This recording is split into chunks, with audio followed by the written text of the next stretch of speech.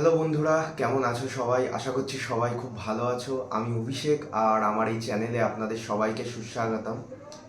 তো বেশ অনেকদিন পরই আবার ভিডিও নিয়ে আসতে চলেছি। আমরা বেশ কিছুদিন আগে গেছিলাম হচ্ছে একটা নর্থ সিকিমের রাইডে 4 জন মিলে। তো সেই রাইডটাতে মানে ক্যাম্পিং করি আমরা। অনেক খারাপ রাস্তা, কারণ বর্ষাকালের টাইমে গেছিলাম, তো অনেক খারাপ রাস্তার মধ্যে দিয়ে আমরা অ্যাডভেঞ্চার করি। আর এটা আমার লাইফের ফার্স্ট বাইক ট্রিপ ছিল, তো এটা আমার জন্য অবশ্যই খুব এক্সাইটিং ছিল।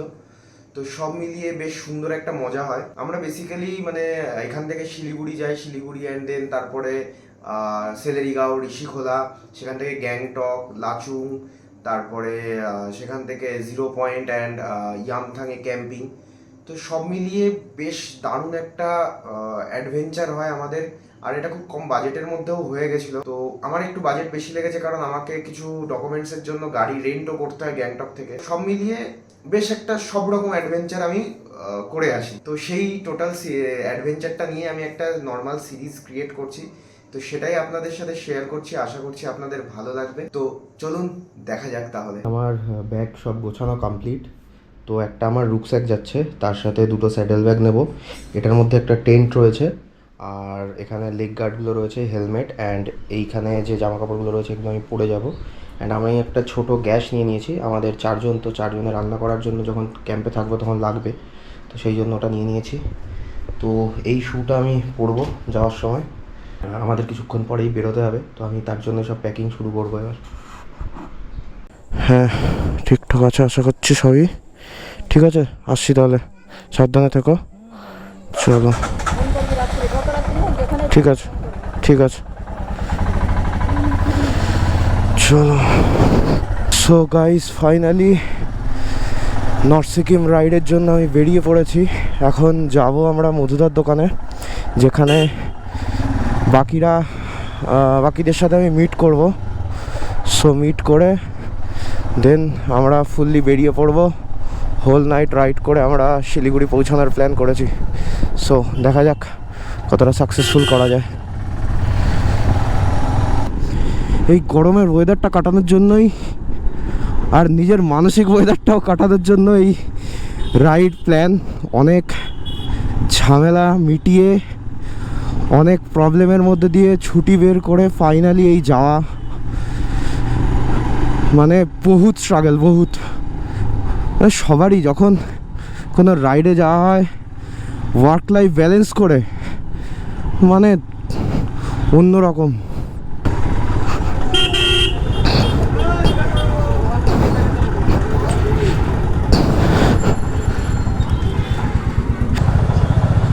So finally hot trip is on.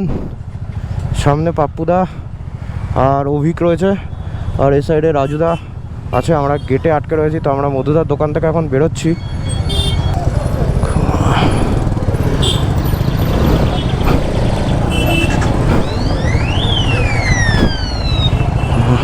চলো যাওয়া যাক। Happy journey. আমরা গোবরডাঙ্গা ছেড়ে বেরিয়ে পড়েছি। ফুল অন রাইড হবে এবার। ও কাফি এক্সাইটেড, প্রচণ্ড এক্সাইটেড হয়ে রয়েছি আমি। কতটা এক্সাইটেড আমি বলে বোঝাতে পারবো না। What ever, I have to drive safe, তাহলেই সব কিছু ঠিকঠাক থাকবে। চলো। তো এখন আমরা যাচ্ছি যশোর রোড ধরে আমরা নহাটা হয়ে গোপালনগর হয়ে চাকদা উঠবো। তো অসাধারণ লাগে এই রাস্তায় গাড়ি চালাতে, দারুণ লাগছে, মানে কুছ বললে কে দিয়ে এত সুন্দর লাগছে। সেই শান্তি। সুন্দর হাওয়া দিচ্ছে, সুন্দরভাবে ক্রুজ করতে করতে যাচ্ছি। আমি যদিও সবার লাস্টে যাচ্ছি, কারণ আমি সেরকম জোরে চালানোর সাহসই পাচ্ছি না।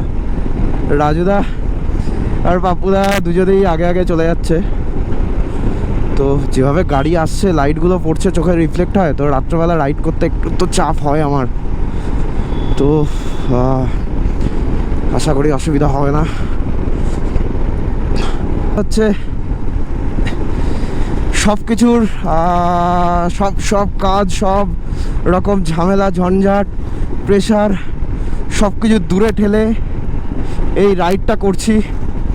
অ্যান্ড এই রাইড অ্যান্ড এই ব্লগটা অবশ্যই আমি ডেডিকেট করতে চাই আমার মা বাবা, আমার কাছের বন্ধুরা, তাদের জন্য। আজ তারা সবাই আছে আমার সাথে, তাই জন্য আমি এত কিছু, সব কিছুর মধ্যে দিয়েও আমি এই জিনিসটা অ্যারেঞ্জ করতে পেরেছি। তো I am really thankful for that. And obviously আমি এই যে দাদাদের সাথে যাচ্ছি, তারাও যথেষ্ট আমাকে এনকারেজ করেছে এটা যাওয়ার জন্য। তো আমি মানে সবাই মানে যখন সেই সবাই একসাথে চায় না কিছু করার জন্য, তো সেই বলতে হয় না কি, अगर तुम दिल से कुछ चाहो तो पूरे कायनात तुम्हें उसे मिलाने की कोशिश में जुट जाती है। आई होप লাইনটা আমি ঠিক বললাম, বাট যাই না। তো জিনিসটা সেরকমই, তো সবাই হেল্প করে আর সেটা আমি পেয়েছি। অ্যান্ড মানে আমি সেটা বলছি অ্যাজ এ লাইভ এক্সাম্পল আমি বলছি আজকে। সো চলো, সব ভালোই হলেই সব কিছু ভালো লাগবে। আমি মানে এত ইন্টারেস্ট হচ্ছে, আমি কথা বলতে পারছি না ঠিক করে। তো যাই হোক, ঠিক আছে, চলো যাওয়া যাক। কিছুটা আমি এখন মন দিয়ে রাইড করব, তারপরে আবার ব্লগটা স্টার্ট করি, ওটাই বেটার হবে। তো আমরা প্রায় 117 কিলোমিটার চলে এসেছি।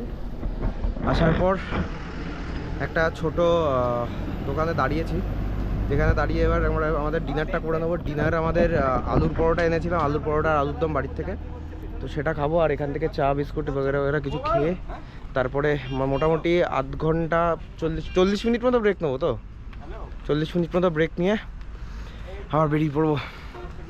মাজার এই সাইডটা অলরেডি ব্যথা করা শুরু করে দিয়েছে, যাই না কী হবে। ইয়ের জন্য তোমার ওই হেলমেটটা এত টাইট, আমার মনে হচ্ছে মাথায় রক্ত উঠছে না, এরকম ফিল হচ্ছে। ঘুম এসে যাচ্ছে, চোখ বন্ধ করে চালাচ্ছে ওই গাড়ি। হেলমেটটা আমি কোনোদিন নিয়ে আমি তো পড়ে চালাইনি, এছাড়া অন্য লোকে বসেছিল, ঠিক আছে? আমার এরকম বাবা, যাই হোক, ঠিক আছে, দেখি খাওয়া দাওয়া যাক এবার। বেথুয়া ডুয়ারি থেকে বেশ কিছুটা আসার পর একটা টোল প্লাজা পড়ে, যে টোল প্লাজাটার কাছে একটা ধাবাতে বসে আমরা রাতের ডিনারটা কমপ্লিট করে নিই। আর তখন প্রায় সময় হয়তো 11:30 বাজে। তো সেই সময় আমরা কমপ্লিট করে তারপরে আমরা গাড়িতে উঠে পড়ি, আবার আমাদের ডেস্টিনেশনের দিকে রওনা দিয়ে দিই। কারণ আমাদের ইচ্ছা ছিল পুরো রাতের মধ্যেই শিলিগুড়িতে পৌঁছানোর, মানে ভোরবেলা হয়তো শিলিগুড়িতে পৌঁছাবো এরকম প্ল্যান ছিল।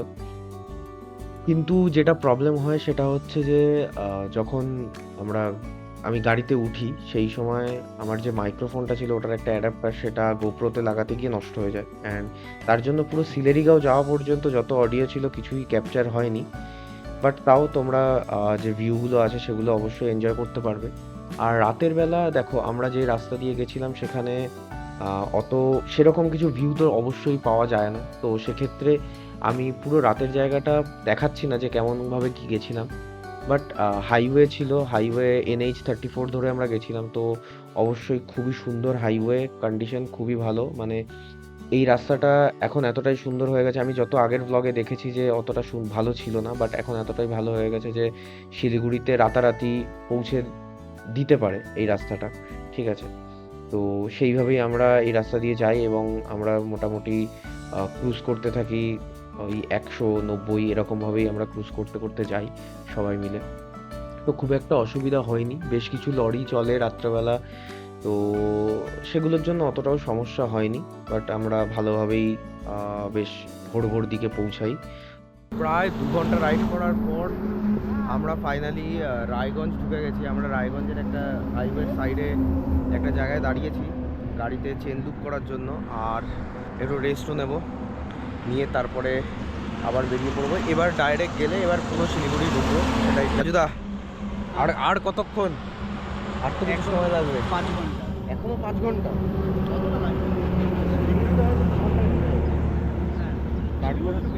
তারপরে আরো 3 ঘন্টা।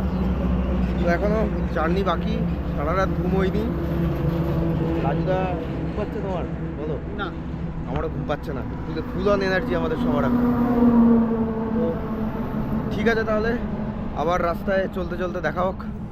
তারপর প্রায় 2-3 ঘন্টা রাইড করার পর যখন আশেপাশে চায়ের বাগান দেখতে পাই তখন বুঝতে পারি যে আমরা বাগডোগরা পৌঁছে গেছি। তো শিলিগুড়ি আর বেশি দূর নয়। তো আমি বেশ তখন এক্সাইটেড হয়ে বেশ তাড়াতাড়ি গাড়ি চালিয়ে শিলিগুড়ি ঢোকার চেষ্টা করি, অ্যান্ড আমরা ওই 9টা নাগাদ শিলিগুড়িতে গিয়ে পৌঁছাই।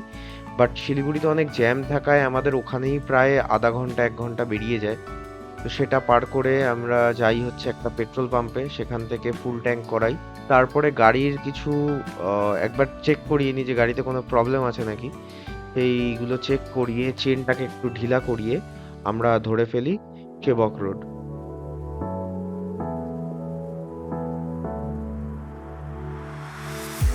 I never knew what heaven was. Get scared of love has opened up my eyes. I finally felt I was enough when things get rough. We made it. We made it. Yeah.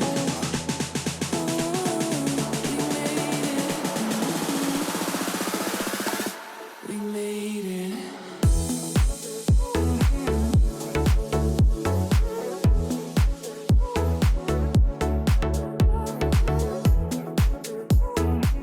সেবক রোডের সবুজে ঘেরা জঙ্গল পার করে যখন প্রথম পাহাড়ের দেখা পেলাম, মনে হলো শরীরে প্রাণ ফিরে এসছে। আর তারই সাথে আমরা এসে পৌঁছালাম করোনেশন ব্রিজে। তারপর সেখানে গিয়ে একটু ড্রোন শট, তারপরে কিছু ছবি এগুলো তোলার পর আমরা বেরিয়ে পড়লাম সিলেরিগাঁওয়ের দিকে।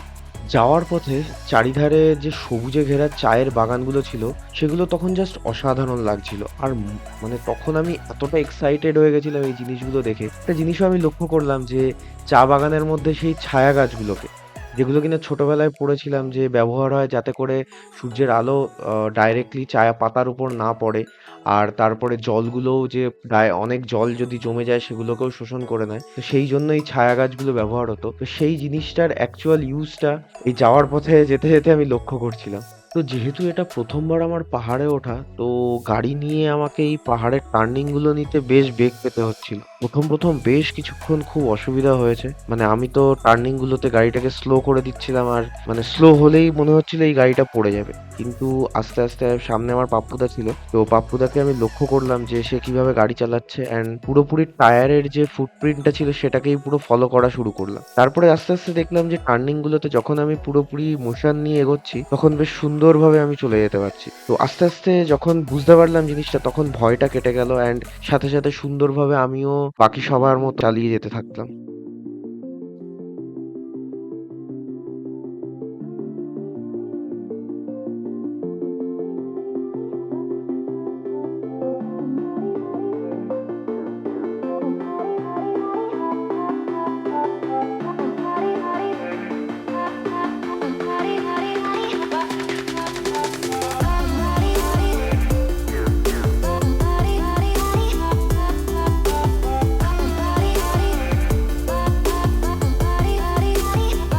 তো যাওয়ার পথে গাড়ি চালাতে চালাতে খুব খিদে পেয়ে যায়, আর সেই সময় খুব ভারী কিছু খাবার পাচ্ছিলামও না। তো আমাদের শেষমেশ মোমো আর চা দিয়েই দুপুরের লাঞ্চটা কমপ্লিট করতে হয়। আর সাথে কিছু ছিল অসাধারণ ভিউ, যেটা আমরা সেই রেস্টুরেন্টের ব্যালকনিতে বসে দেখতে পাচ্ছিলাম। তো জাস্ট অসাধারণ একটা ভিউ দিয়ে নিজেদেরকে আবার চার্জ করে নিলাম, কারণ সারা রাতই ঘুম হয়নি। তারপরে আমাদের টার্গেট ছিল যে সেই আজকের দিনের মধ্যেই সিলেরিগাঁও পৌঁছানো। তো সেই মতো আমরা নিজেদেরকেও ফিউল আপ করার জন্য বেশ ভালো করে 2 প্লেট করে মোমো খেয়ে আর চা খেয়ে আবার বেরিয়ে পড়ি আমাদের ডেস্টিনেশন সিলেরিগাঁওয়ের দিকে।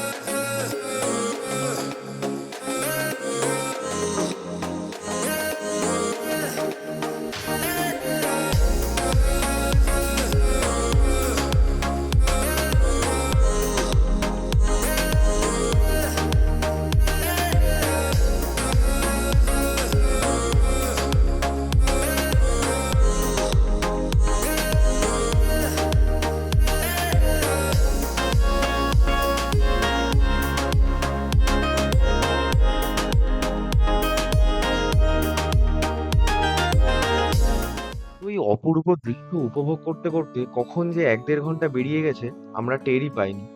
তো তারপরে আমরা লাভার রাস্তা ধরেই আরো প্রায় ১-১.৫ ঘন্টা রাইড করে এসে পৌঁছাই সেলেরিগাঁওয়ের রাস্তায়। তো সেখানে এসে পড়ি আরেক বিপদে। যে রাস্তা দিয়ে সেলেরিগাঁও যেতে হয় সেই রাস্তাতে কাজ চলছে। তার জন্য আমাদের অন্য একটি রাস্তা ধরে সেলেরিগাঁও পৌঁছাতে হয়। আর তখন প্রায় সন্ধে হয়ে এসেছে। আর যে রাস্তা দিয়ে আমাদের সেলেরিগাঁও যেতে হয় সেই রাস্তার কন্ডিশন ছিল খুবই খারাপ। মানে সেখানে আমার জন্য এটা ১ম রাইড ছিল যেখানে আমাকে প্রচণ্ড পরিমাণে অফরোডিং করতে হয়। তো এটা আমার জন্য একটা ভালোই হয় যে আমি ফার্স্ট রাইডেই একটা মারাত্মক অফরোডিং এর একটা এক্সপিরিয়েন্স পেয়ে যাই। তো অনেক কষ্টে শিষ্টে আমরা যখন সেলেরিগাঁওতে গিয়ে পৌঁছাই তখন প্রায় ৭:৩০-৮টা বেজে গেছে। সেই সময় আমরা কোনো রকমে একটা হোটেল নিই। তবে হোটেল যেটা ছিল সেটা খুবই ভালো ছিল, বেশ ভালো ভিউ পয়েন্ট ছিল। তো সেই হোটেল নিয়ে আমরা আমাদের মতো ফ্রেশ হয়ে আমরা তাড়াতাড়ি করে ডিনার কমপ্লিট করে রাতের জন্য শুয়ে পড়ি। সব সেট আপ কমপ্লিট। এখন এই ট্রেনটাতে আমি থাকছি আর আমি আর রজতা থাকছি এটাতে। ওয়েদারটা কিছুটা এরকম আপনারা দেখতে পাচ্ছেন, আমি পাশের ভিতর থেকে দেখা। ও ভাই,